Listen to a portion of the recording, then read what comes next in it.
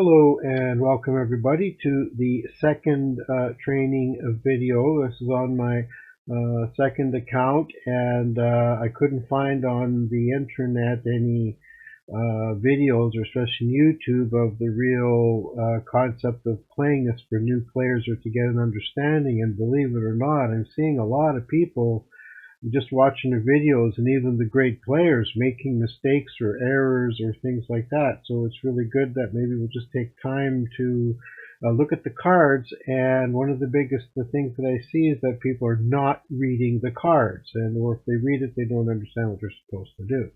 But anyhow, we're going to do battle number 2, and each of these 7 videos are all going to be the battles. So some will be shorter, some will be longer. And we're going to be doing the whole series for all the new players, at least understand what you're getting into. And guys, please, we realize the cards even that I have are only what I get in the game. I'm unable to pay because of international blockages, and financial institutions and things like that restrict me from buying. So the only cards I get are the only ones that I receive in game. So I'm playing quite fine, and just to let you all know that I'm doing it with extreme fun. But anyhow, the training goes like this. I chose the Germany for the campaign. Our deck info is the Germany. It was with the Italy. Now, mid-range, I'm assuming, is middle game. It starts to pick up. I'm not sure what value quite means. Maybe it means more health than attack. I'm not sure. But anyhow, this is what we're going to do. So we're just going to be following the cards. And if you look back in the first video, this series, each nation that has the campaigns will be having videos for it. Okay, so we're going to load up number 2. Now it says credits. Now it says the credits, guys, as I understand, are from the 0. So it's playing a card from your hand costs credits, and you also pay credits for your units to continue and move. And I got a little bit of music in this one. I'm not sure maybe if it's a good idea to maybe keep it or not. I might have trouble. I'm going to actually kick it back because I've had a lot of my videos banded or problems happening. So anyhow, it says you gain a credit every turn, and I know part of the game we have maximum of 12. And the main thing is, guys, you need to also look at your cards when they say to deploy. So it says deployment, which means upon putting your card on the ground, it says give your friendly ground units in a front line defense. Now, I know for most people, if this was a real game, they'd be, we'll just throw this up because it's fodder. Well, I might not do that, but every player has the same. But the idea is, it is a tutorial, so the idea is you got to read your cards, guys. It's so important. And I see so many people are, playing and streaming, and they're angry or completely aggravated because they're losing. Why they're losing? Because I literally see them not reading their cards or doing rooms and backward things. So it's very important that knowing your cards is another thing. Okay.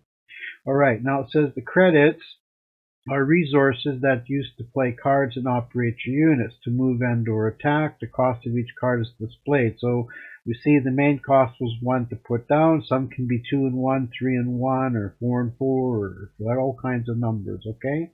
But we look at the left corner, and every card will have it in the left corner, so that we know. Now it says operating a unit moving or attacking costs credits. So now we have 2 credits. Obviously we can't put this up because it costs 3 to put up. So we can take this one and move it up. I think in this case, for myself, I'm just going to wait for now. It says not yet, you still have things to do. Okay, so it's going to want me to move the card up. Okay, so there we go. So following the tutorial, of course in the real game you'll have a choice to hold back or not. So following the tutorials is what we'll do. So now we're going to have 2 for 2. Alright, so he puts down his...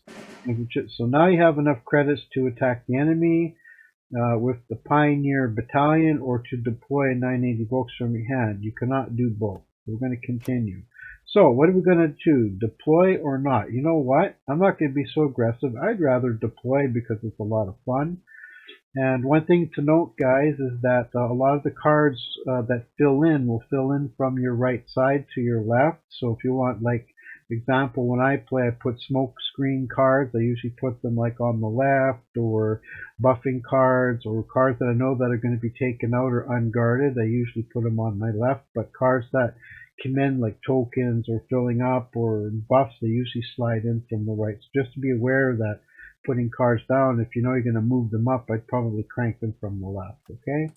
Anyway, we'll end our turn there. We could have attacked, but I'm prolonging this tutorial to let everybody realize that we have options when we play. Of course, there we go. We'll expect that to happen and have you move it. So now you've drawn your first tank unit. The Stug 3F tank. Tanks can both move and attack during the same turn. Yes, that's one thing about tanks. If they have the blitzkrieg or blitz, they can move, so you got to calculate the cost of it. So for instance, if this had blitz, we'd actually have to have 3 minimum credits. So it means that we could actually attack and move it and have 1 attack. So we've got to make sure you realize on the mathematics. So we're going to go like this. You see, we get to drop it because it's down in the smoke screen. And I'm going to pop this one out like so.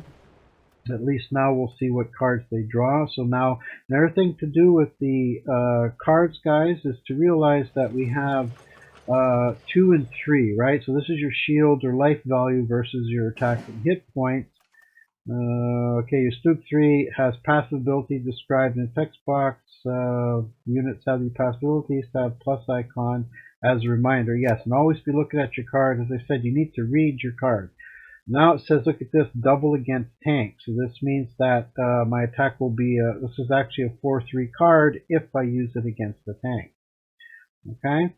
And of course, to show you that it can move, and it says here, the smoke screens can't be attacked unless the unit moves. So if I move, use, or attack, or buff it, so any action on a smoke screen will do it, but all tanks can move and attack the same turn, providing you got the credit. So generally, you should have credits to do at least 1 maneuver.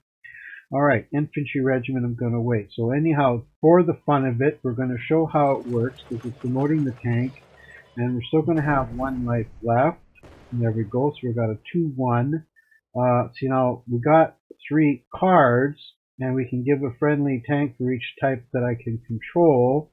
So the fun part is we can do that and just totally buff that. And now we're getting it here. So now we have a 4-3, we got a repair, and we've got a 3-5. So now altogether when I'm playing, we calculate mathematically the logic, guys. So here we have 3 plus 5 is 8, a 10 health, and we have a 4-7, and we have basically an 8-10 value here.